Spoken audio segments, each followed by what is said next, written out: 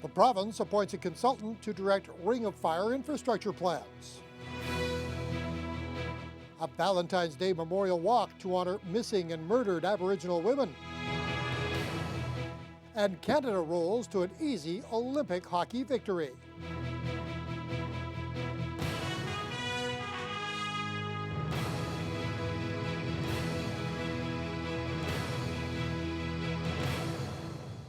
Good evening and thank you for being with us.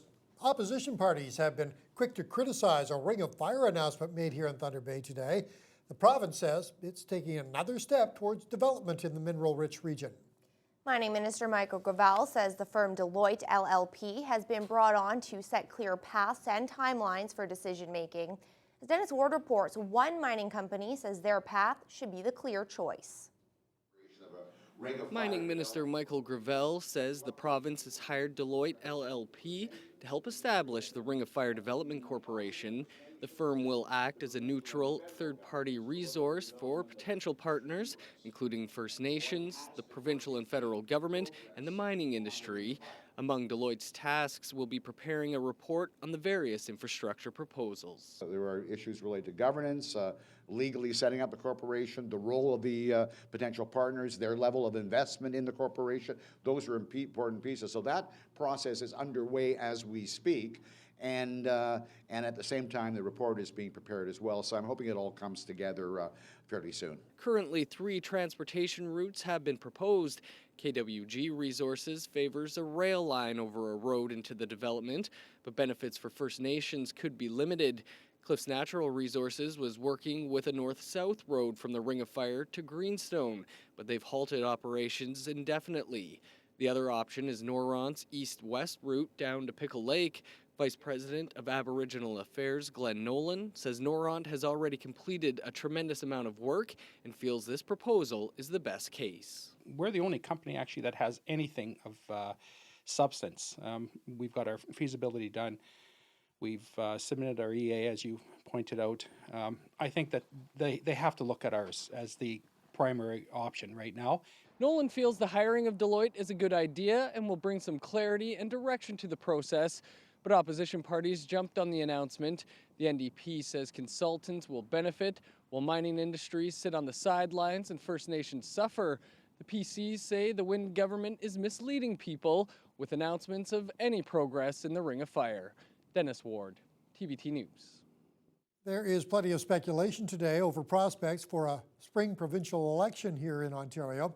The governing Liberals lost big in by-elections in Niagara Falls and Thornhill last night.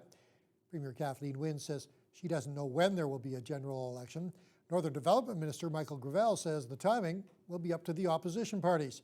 Until that time, he says the minority government will move forward with its spring budget.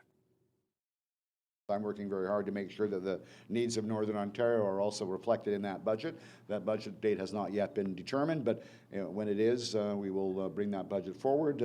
There will come at some point an opportunity for the all 3 parties to vote on the budget, and we'll see what happens then. Now, despite a big win for the NDP in Niagara Falls, leader Andrea Horwath won't say if she'll stop supporting the minority Liberal government and help to trigger a spring vote. The streets around Thunder Bay are slowly getting back into drivable condition following yesterday's major snowstorm, and city police and OPP are reporting dozens of accidents over the 24-hour period. According to Thunder Bay Police, there were approximately 50 collisions and other mishaps between 7 o'clock yesterday morning and midnight. At least half of those required police response, while the other accidents were self-reported.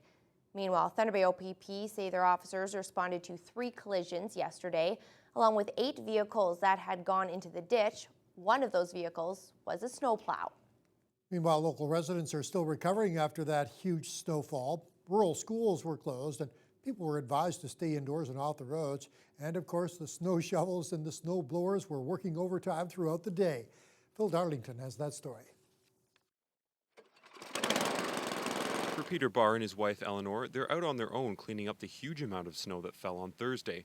It's the 18th time this winter, they say, and Peter is using a snowblower because the shoveling is difficult for him. When you have this much snow, you got to use the snowblower. If it's less, if it's just a skiff, you can shovel it or sweep it. But when you get like this, you have to blow it off. My husband has mobility problems and he can't really use it very often. It's not good for him to be out here doing this, but he does it because he has to. He has to because Eleanor has an appointment with the chiropractor due to problems made worse by shoveling. They do have the option of waiting for the Canadian Red Cross to come and clear their driveway, but that could take a while. Well, they've never showed up, so they're supposed to. But, well, they came 2 days late, the first snowstorm, and we've just been doing it ourselves since. There's 1, 2, 3 sheets right there, so we're running about 80, but then with my businesses and the private clients I got, we're running about 150 clients right now. The Red Cross uses contractors to clear the snow from the driveways of the elderly residents, and they're working non-stop. But after a large dump, it takes a while to get to all of those in need. This is because of the heavier snow, but we do have 24-hour period. Like as soon as it stops snowing, that's when we go out, and you do have 24 hours to complete it. So, for the bars, the choice is there to wait or to risk it and dig themselves out. It takes a lot out of us, but when you get older, it's harder on you. Phil Darlington, TBT News. There are reports that a fire yesterday on the Mishkegogumeng First Nation has claimed the lives of 4 people. That information comes via a news release from Assembly of First Nations National Chief Sean Atleo. Atleo issued the information this morning while extending condolences to the community. As we reported yesterday on the News Hour, the fire broke out in the remote community around 3 in the morning and completely destroyed the home. However, Anishinaabe police have not yet been able to officially confirm the deaths as the investigation remains in the hands of the Ontario Fire Marshal. As of late this afternoon, the Fire Marshal had not yet been able to wrap up his examination of the scene. There are about 600 cases of missing and murdered Aboriginal women and girls in Canada, with nearly half of those cases remaining unsolved. Today, family and friends attended the 6th annual Valentine's Day Memorial Walk to honor loved ones and to give them hope that one day justice will prevail. Rochelle El-Soufi reports. She was someone's dear mother. She was someone's beautiful aunt. For some, Valentine's Day means chocolate, roses, and/or romance. But for the family and friends at the Women's Memorial Walk, it's a day to honor the memory of Aboriginal women who have died as a result of violence. Bariachni Panaskam attends the Memorial Walk representing Candice Bairdi, who was murdered by her spouse. She says one of the main reasons for the high number of missing and murdered Aboriginal women is the lack of resources to protect them from crime in their communities. We don't have shelters, and at times our police officers, there may be only one police officer in the community where there's a population of 300 or more. And so, of all the times that we have to deal with family violence, our women and children especially have become victims of crime where they have no place to go.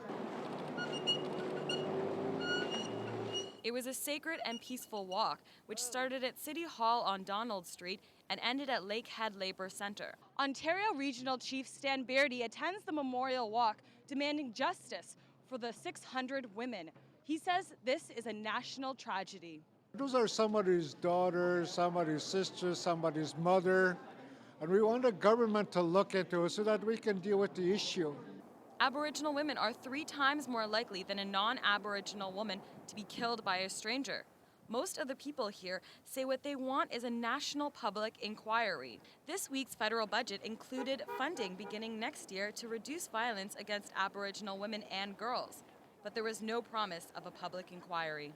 Rochelle Soufi, TBT News. The Heart of the Continent Partnership unveiled its collaboration with National Geographic in Thunder Bay today. The International Geotourism Project is aimed at promoting visitation to northwestern Ontario and northeastern Minnesota as a world-class destination for natural, cultural, and historic significance. Mike Albanese reports. There are magical experiences, there are magical stories that need to be told. That was Paul Pepe, manager of tourism for Thunder Bay, and he is excited about a new partnership with the world-renowned National Geographic Society to build a geotourism website devoted to this area. What it does is it starts to map all of our natural assets, it starts to map our cultural assets in the region, and what it does is it puts together a touring region that now, in the alignment with National Geographic Society with this particular project, really gives us a greater reach into the marketplace and gives us a good brand alignment with that National Geographic name. Geotourism is defined as tourism that sustains or enhances the geographical character of a place, its environment, culture, aesthetics, heritage, and the well-being of its residents. Ontario and Minnesota teamed up with National Geographic and the Binational Initiative to help bring awareness to the respective areas of North America. The goal is to build a geotourism website that will bring more people from around the world to our region. It's good for the community, it gets more people to the region, and it works to make that border invisible between Minnesota and Ontario, and that's really what we're trying to do. We're trying to get more people to the region, we're trying to make the pie bigger, and get more people exploring, and get more people exploring the parks and protected areas, but getting them to use the urban centers and the small communities as hubs, and that's when it starts to benefit our cultural attractions, it starts to benefit our culinary attractions, and our accommodation partners as well. The project has been in the works for the last 7 years. The contract was finally signed a week ago, and work is starting right away. St. Louis County Commissioner Frank Jewell said there is a lot to be done within the website, but with the National Geographic's interest, all systems are a go. With the reach of National Geographic, we'll reach across the world and really tell people about what National Geographic thinks is one of the unheralded jewels in the world. If all goes according to plan, the website will be up and running with all of the attractions and hotspots by November of this year or February of 2015. Mike Albanese, TBT News. Still with tourist attractions, the Chippewa Wildlife Exhibit is trying something different this weekend. For the first time ever, it's being open to the public for a winter viewing of the animals. The Wildlife Exhibit will be open on Saturday and Sunday. Members of the Friends of Chippewa Park will be on hand with hot chocolate and coffee and a place to warm up inside the ticket office. City officials say the animals all have their warm, fluffy winter coats at this time of year, and they're also more active right now than in the summer months. Admission is free of charge, but there will be a donation box on hand for anyone who wants to help improve the wildlife exhibit. Hours for this special viewing are from 11 in the morning until 3 in the afternoon on both Saturday and Sunday. Meanwhile, Fort William Historical Park is getting ready to host their 12th annual Winter Carnival over the family day-long weekend. On top of the usual events, the fort has a special show planned to keep visitors excited. This year's carnival starts tomorrow morning and runs until Monday afternoon. Fort spokesperson Marty Maskrin says they have a ton of stuff to keep visitors occupied. A curling rink, snow sculptures, dog sled rides, and a giant snow maze are just the beginning of the weekend's attractions. But the highlight of this year's carnival is 2 American X Games participants who are coming to catch some air on their snowmobiles and show off their professional stunts. The extreme stunt show, snow machine stunt show, I think is not only new to us, but it may be sort of new to Thunder Bay, and it'll be exciting to see these 2 young American gentlemen, these drivers, perform their feats of daring do and fly through the air with the greatest of ease. So that'll be really a novelty for us to see. The snowmobile stunt shows will be presented on Sunday and Monday at 1 o'clock and 3:30. Winter Carnival tickets are available at the fort's visitor center throughout the weekends.